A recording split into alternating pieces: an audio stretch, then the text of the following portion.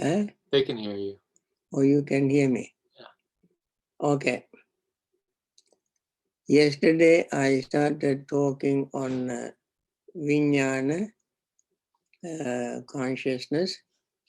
This is so commonly used even in our daily life, especially in Sri Lanka. The word Viññana is very commonly used. Also, Viññana is the Viññana starts at the moment of conception, conceiving. Three factors are involved in at the moment of conception. That is, mother and father, they are meeting, and they are ovum and sperm joining, and then consciousness join. So the consciousness is more primitive or earlier than other states. That may be the reason. Without, perhaps people don't know that when they talk about consciousness, Viññana, it is so commonly used.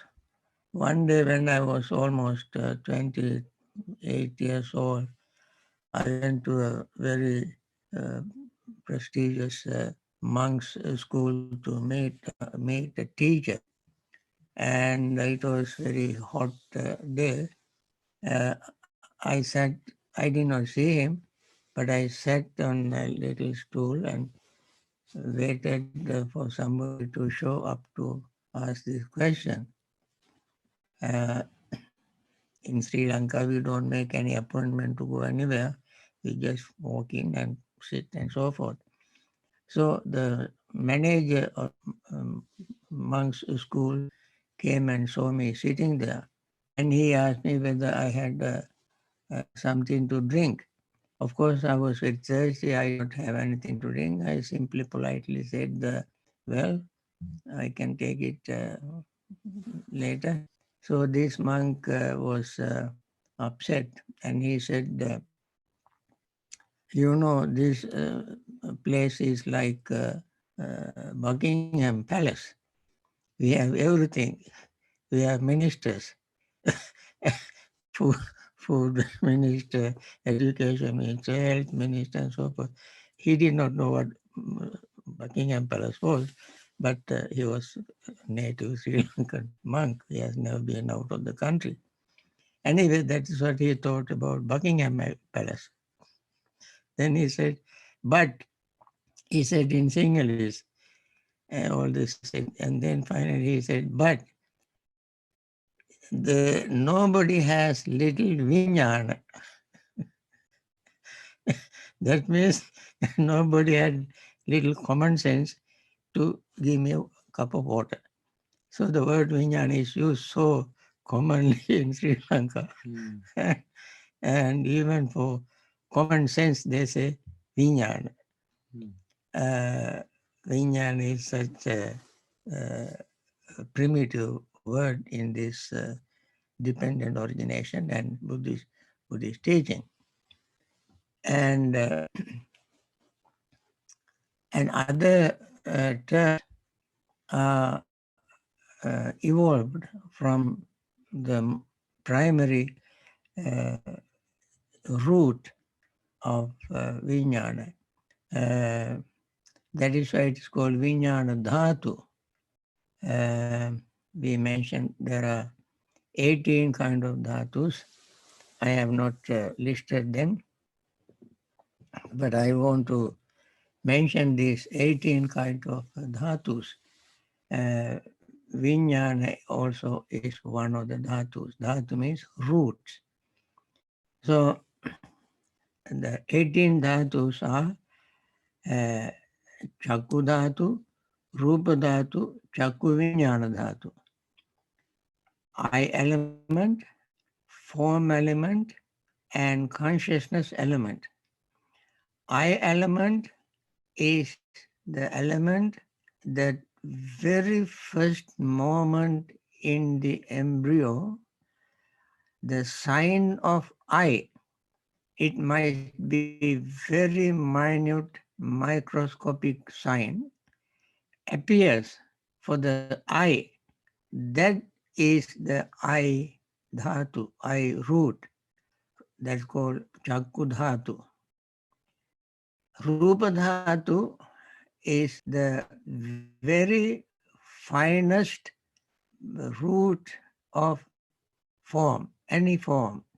It has its own very finest moment of arising. That is Rupa dhatu. And Chakku Viññana dhatu is when these two come together, the very first moment. It is just mere moment which I cannot describe or define because moment is such a insignificant part of time. That moment is called Chakku Dhatu, Viññana Dhatu. Now we have three dhatus, Chakku Dhatu, Rupa Dhatu, Chakku Viññana Dhatu. Similarly, I don't have to explain all these separately. If I give one example, you can understand the rest very easily. Similarly, ear element, sound element, and ear consciousness element. Nose element, smell element, nose consciousness element. Then tongue element, taste element, tongue consciousness element. Body elements, touch elements, body consciousness element. Then the mind element, mind objects element, Dhamma, and mind consciousness element. For the Dhamma element, Dhamma element is very interesting. I mentioned the other day, there is an established Dhamma, established root of Dhamma, established law of Dhamma, that is impermanence. So the Dhamma that appears in the mind sees nothing but the changes in the Dhamma. Any mind object, when the mind is very sharp and clear, that sharp and clear mind sees this very element of Dhamma. What is the element of Dhamma? Is change, impermanence. Therefore, the root of mind elements and the mind all notice the Dhamma element, root of Dhamma, impermanence. And that we gain only when we have deep concentration.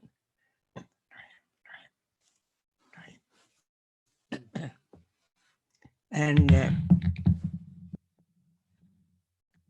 therefore,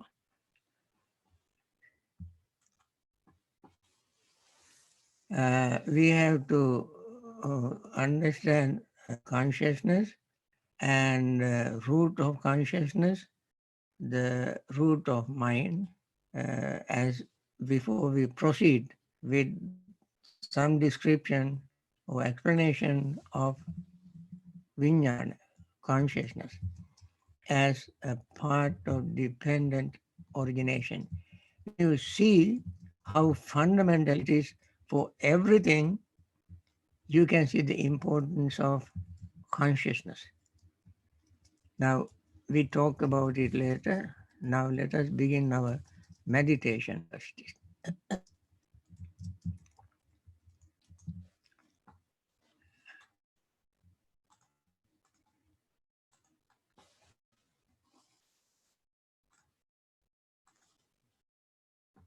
Okay.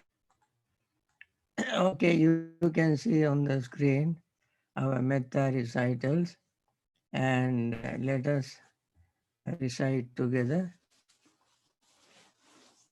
Uh, you can see on the screen. Let us begin. May all beings be happy and secure. May May all all beings beings have have happy happy minds, minds, whatever whatever living living beings beings there there may may be, be, without without exception, exception, weak weak or or strong, strong, long, long, large, large, medium, medium, short, short, subtle subtle or or gross, gross, visible visible or or invisible, invisible, living living near near or or far, far, born born or or coming coming to to birth. birth, may May all all beings beings have have happy happy minds. minds. Let Let no no one one deceive deceive another, nor nor despise despise anyone anyone any, anywhere. neither Neither from from anger anger nor nor ill ill should should anyone anyone wish wish harm harm to to another, another. as As a a mother mother would would risk risk her her own own life life to to protect protect her her only only child. child, Even even so, so, towards towards all all living living beings, beings, one one should should cultivate cultivate a a boundless boundless heart. heart.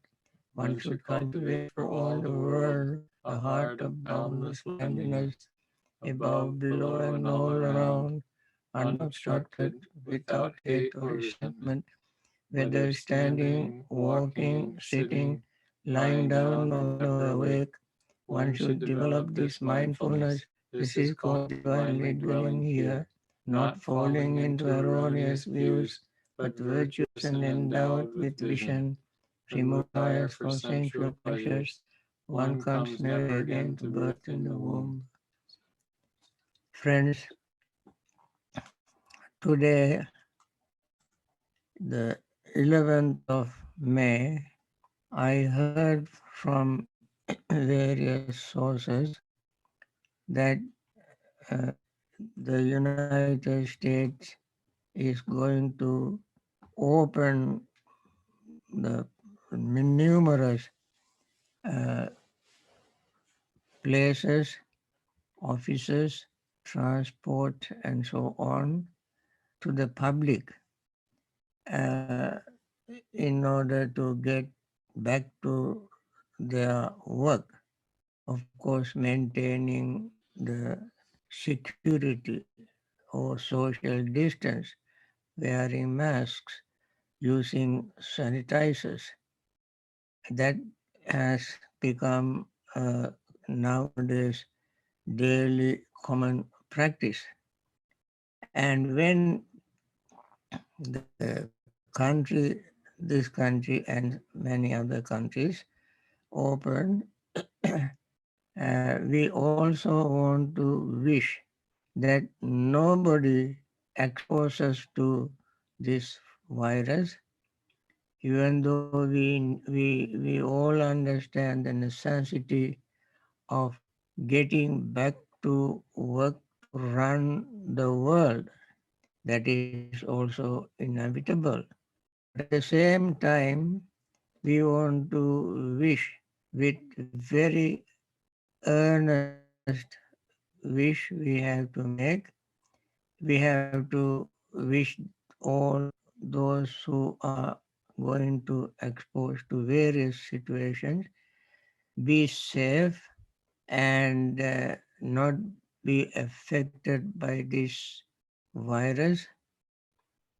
Now, also, we want to wish those who are already suffering from the virus and from the death of their loved ones, and they themselves sometimes this is asymptomatic virus, so people don't know that they have it, and yet we want to wish if they have any, would not affect them and disappear, and they all return to their normal, healthy life.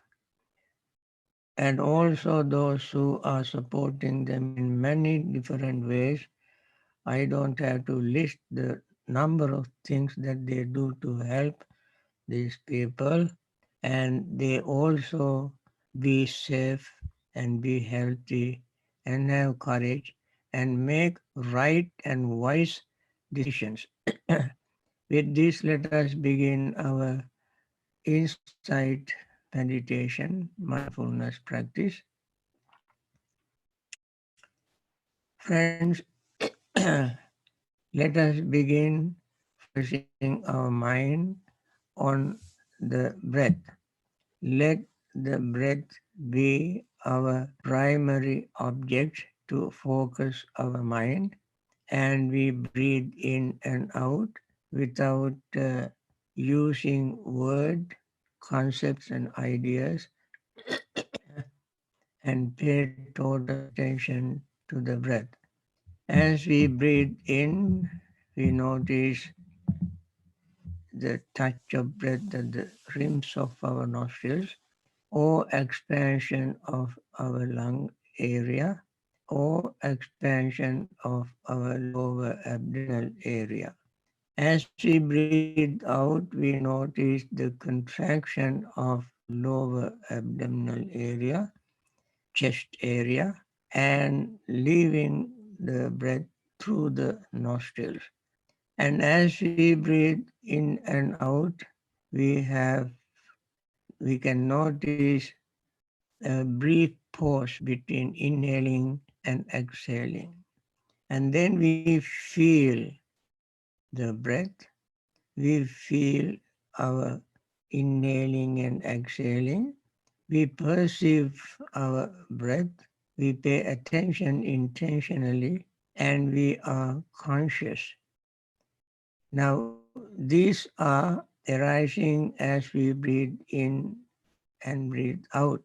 When these five arise, breath, feeling, perceptions, thought, and consciousness, they arise as we breathe in, and they pass away as we breathe out. Noticing this, we breathe in and breathe out. Then our body becomes calm, relaxed, and peaceful.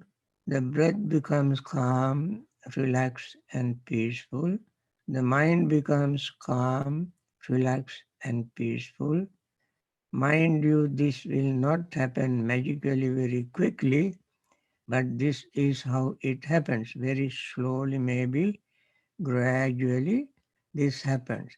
When we notice these changes very systematically, without any reservation, we just notice them.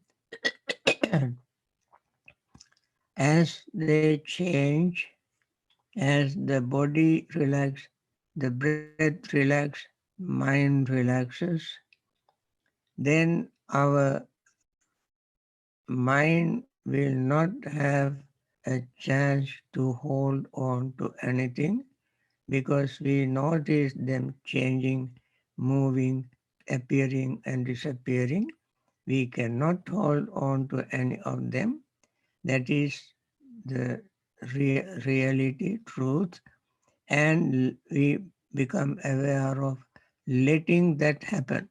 We must let it happen. Don't try to stop anything. And then, when all these are in very calm, peaceful state, we experience a deep sense of metta, gratitude in our mind. When that metta arises, we feel even more calm, relaxed, and peaceful. Knowing that there are millions of people suffering, compassion arises in our mind. And then, knowing all this development, joy arises, happiness arises, concentration arises. When the mind is concentrated, as I mentioned earlier, we can see the reality that is changing in the minutest things, changing, and we notice that very clearly without any doubt in our mind. So our greed, resentment, restlessness and worry, sleepiness and drowsiness, and doubt all vanish.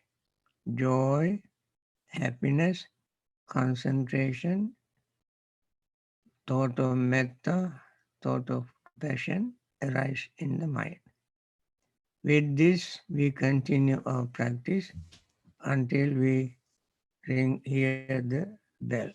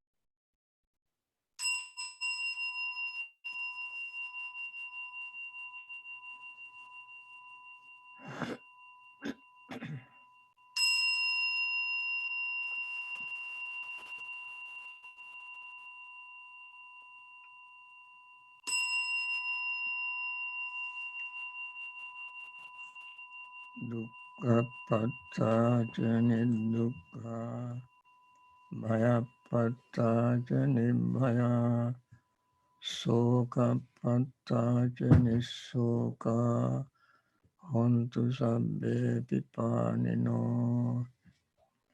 May the suffering be free from suffering. May the fear struck be free from fear. May the grieving be free from grief. So too may all beings be. This once again want to cultivate in our mind these thoughts of wishing everyone to be free from suffering, fear, tension, etc., especially during this time. We all want to make this wish together as one human body, though we are separate in space, and yet in our wish we are all one. We want to have one mind, even though we have different states of mind. In this practice, we must be one. We want to have a same wish together because we all are human. We all see how others suffers just like we do, and therefore we all in the same page doing the same thing, wishing everybody to be free from suffering. And that is our earnest wish that we make every single day until this virus is completely vanished from this earth. Now, even after that, we want to continue our metta practice that has no limit in time, space, and domain. We all must keep this in mind all the time, as Buddha mentioned in the discourse, whether sitting, standing, walking, lying down, or whenever awake. We must cultivate this thought. Now, let me continue my talk on consciousness. In very famous and most profound discourse we find in Digha Nikaya, It is called Maha Nidana Sutta. Nidana means source or cause. Maha Nidana means great uh, cause, uh, great discourse on causality. That is how it is translated into English. Causality refers to dependent origination because it is the law of causality. In that discourse is very profound. Venerable Ananda thought that it was as simple can be. When he reported this to the Buddha, Buddha said, "No, Ananda, don't say that, don't say that. This is deep, this appears to be deep, and this is deep. Since people are confused with ignorance and craving, they are like a entangled ball of thread or entangled babush plants, a kind of creepers. When they are all entangled, it is difficult to find the source and the beginning. Similarly, people do not understand this very clearly, but it is very deep and profound. Then Buddha in that discourse, I want to quote one particular section relevant to our discussion, our consciousness. There Buddha said, Ananda, if consciousness were not descended to mother's womb, the mentality, materiality do not grow. After entering the consciousness to the mother's womb, into the mother's womb, if it departs from the womb, the mentality, materiality do not grow, and the embryo will not grow.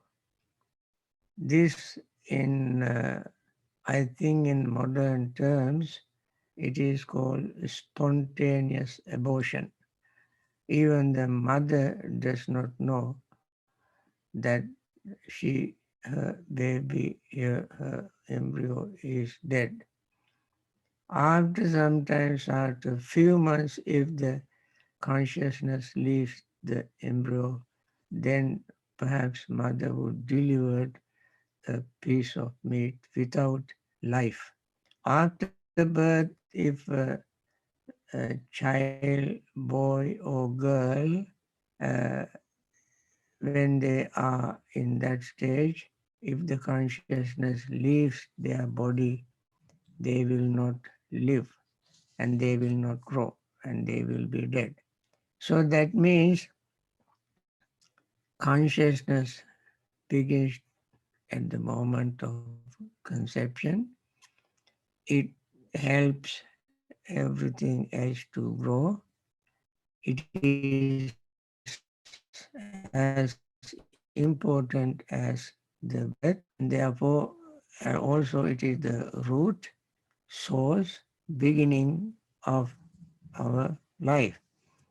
So therefore the Buddha said, Ananda, this is the cause, source, origin and condition for mentality and materially to grow. Now, consciousness, however, can become free from condition, sankharas, or at the beginning of this course on sankhara and karma, somebody asked whether Kamma and Sankhara are the same. Now, consciousness is the root. Buddha said in Anguttara Nikaya, and he said consciousness is the seed. Kamma is the field, and greed or desire is the moisture. Now, when the consciousness is the thing that can become free from conditions, sankharas, and that is called visankharagata citta. Visankharagata citta. The consciousness uh, without conditions, visankharagata. And that is the end of craving. Then the consciousness, when established in the womb or anywhere, is called established consciousness or patittita viññana in Pali. So, established consciousness at the moment of conception continues to uh, changing itself, of course, to exist. And the the seed of existing is consciousness. That is why consciousness is the seed. Viññānaṁ bijam in Pali. Bija means seed. Consciousness is the seed. So in all this mean consciousness plays very important role in our existence.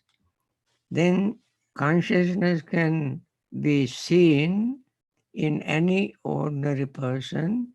Of course, when somebody attains the stage of enlightenment, uh, and a person who even gains some supernatural powers, that person can see how the consciousness uh, takes or take roots in everything that any mind object consciousness takes. Eye consciousness, ear consciousness, and so forth. In all these things, consciousness take root. And when someone is fully enlightened, attain enlightenment, then that is the only time consciousness is totally free from fetters, hindrances, defilements, and sankharas. And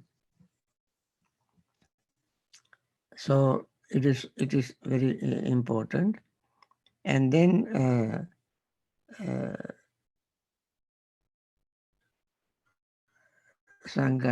consciousness can be ceased.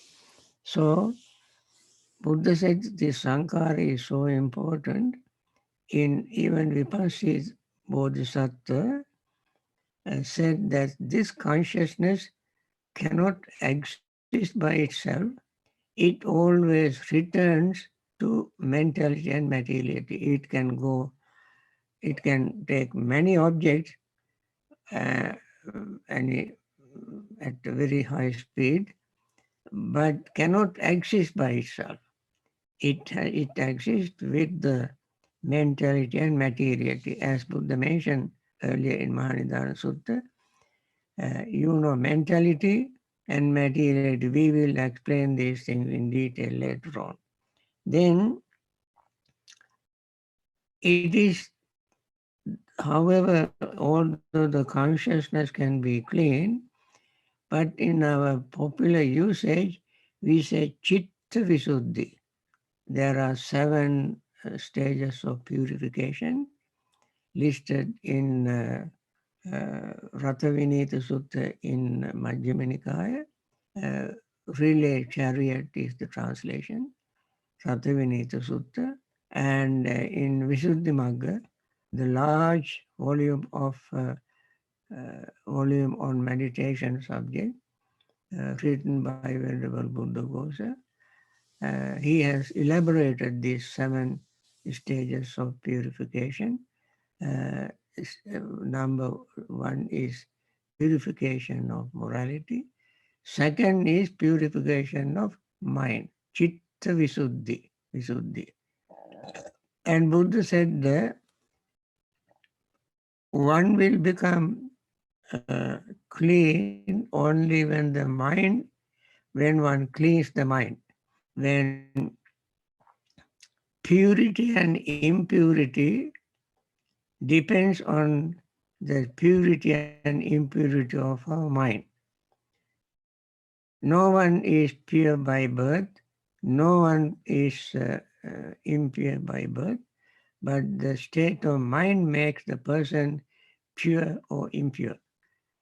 And it is the citta that we purify very seldom, or I don't remember seeing anywhere that Buddha was talking about the purification of consciousness. He said purification of the citta.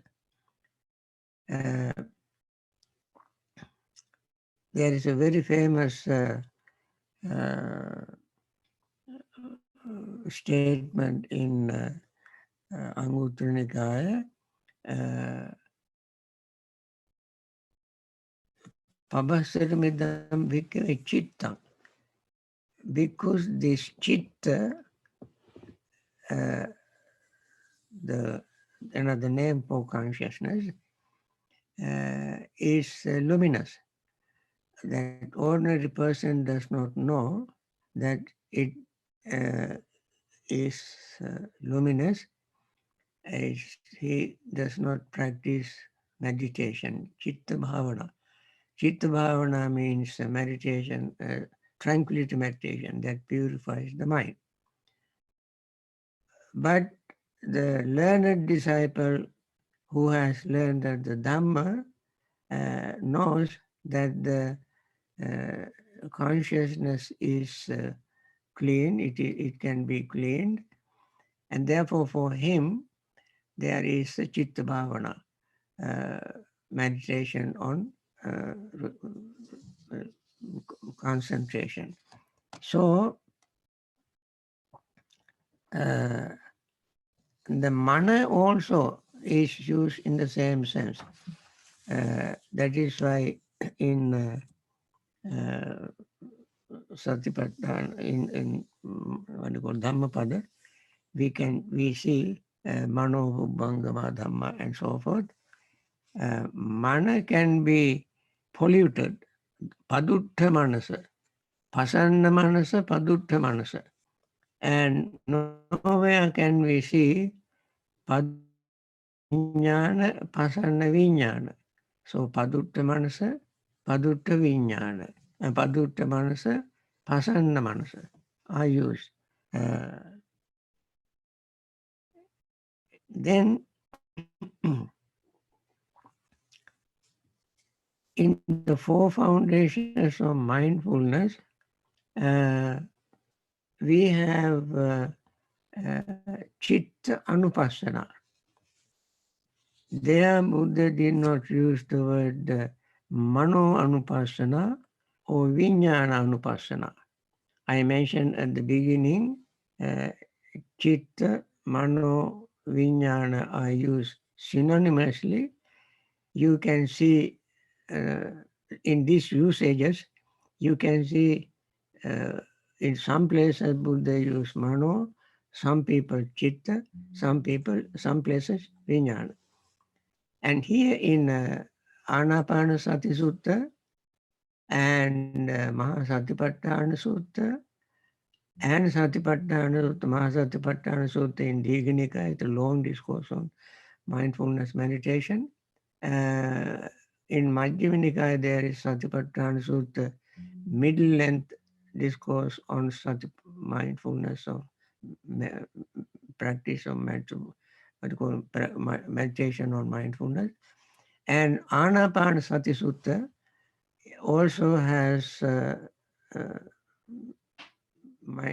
Citta used in Anapanasati Sutta. So in these places, word used is Citta. Now, in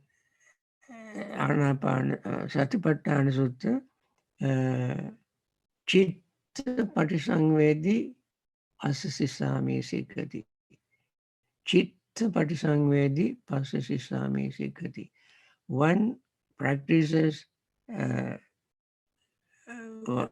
mindfulness or breathe in, noticing the mind or consciousness. One breathe in, noticing consciousness, one breathe out. Then he also, that is in Anapanasati Sutta, in Mahasatipatthana Sutta and Satipatthana Sutta, it says, Saragan Chittan Pajanati. When the mind is affected or full of desire, one would know, one should know that the mind is affected by desire. When the mind is free from desire, the one would notice and become aware, mindful of the mind free from desire. So that means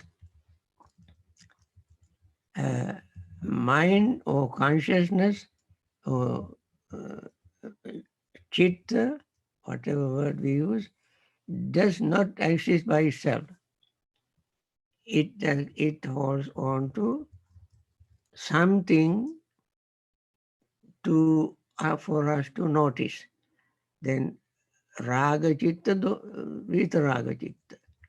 The mind with greed, mind without greed. Mind with hatred, mind without hatred. Mind with delusion, mind without delusion. And mind, expanded mind, contracted mind. Depressed mind and delighted mind. And concentrated mind, unconcentrated mind, liberated mind, unliberated mind. In this place, the word mind, we say, use the word mind, meaning either Citta or Mano or Viññana. The main root of all this is Viññana, and that does not exist by itself. When Viññana arises, we can say Mano is there, Citta is there. When Citta arises, we can say Mano is there, Viññana is there. When Mano arises, Citta is there, Viññana. So these three are synonymously used, and depending on the context which the Buddhist literature of the Buddha selected the word. For instance, in mindfulness of the mind, in that case he did not saragang manang, vitaragang manang, or saragang viññanang, vitaragang viññanang, because the word chitta is easy to pronounce at that recital. And therefore, I think he used the word chitta in that place, but other two also are implied. And therefore, this chitta, mano, viññana are three synonymously used terms.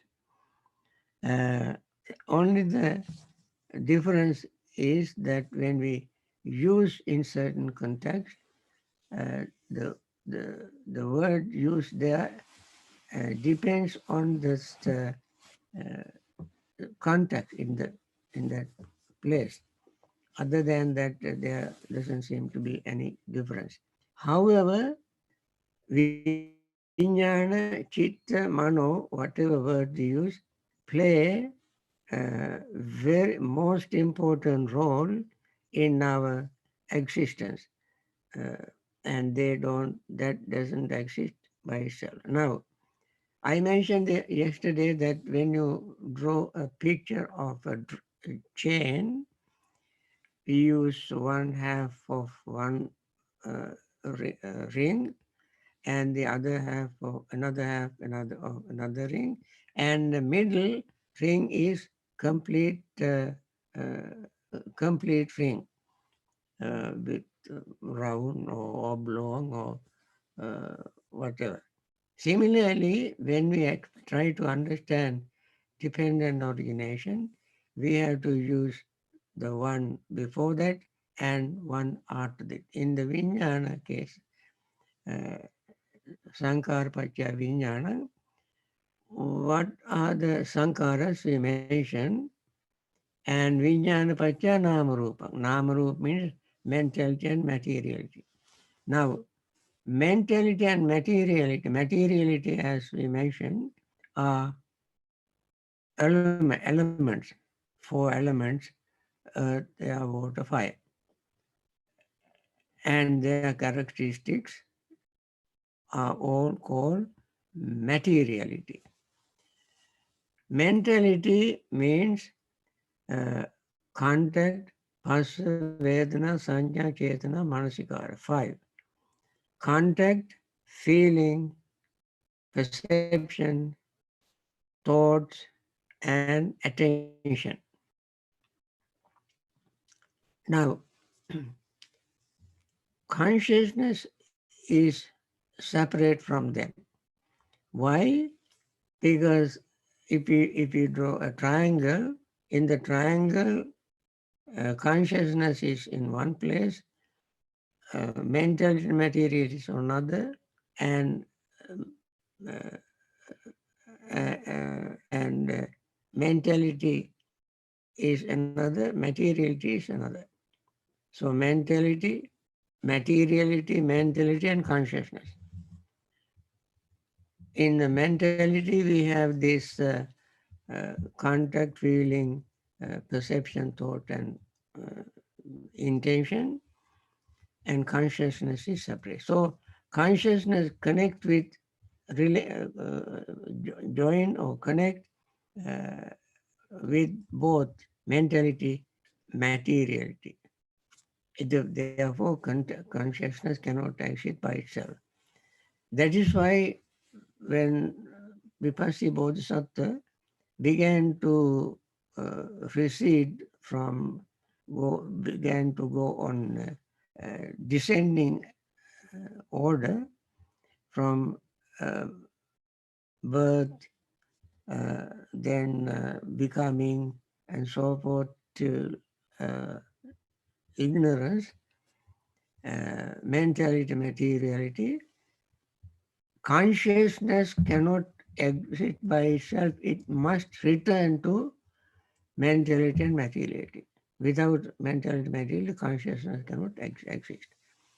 And therefore, in the Sankara, depending on Sankara, consciousness arises, and consciousness depends on the mentality, materiality, and mentality, materiality depends on consciousness. And these three always go in circle. That's called Vatta. Vatta in Pali means going in circle. Uh, they are supporting each other. They cannot exist by themselves. So, with this, I want to end today's little talk, and tomorrow we continue on more on mentality and materiality, how they relate to this whole series of factors in the dependent origination. Uh, So now I want to end this talk. And friends, once again, I must say that we all together spend very meaningful, spiritually profitable time. Few minutes, almost 1 hour. And our intention of doing this is to share our metta with everybody. Everybody who are in suffering, who are uh, affected by this virus, and who are suffering from losing their relatives, and we want to wish them to be free from their suffering and return to their normal health. And I mentioned several times that there are many individuals, organizations, and so on doing their part, supporting everybody in their own way to help them. And we want them to be courageous, energetic, skillful, and wise. With their wisdom, their skill, their courage, they all become very successful in finding something like a vaccine to stop this virus and get the world back to normal. And may they all live in peace and happiness, liberate from virus, and live long in very good health, and finally attain peace. With this, I want to thank all of you who are so dedicated, so sincerely joining us to uh, have this meditation every day. And I want to thank you, all of you. Okay, see you.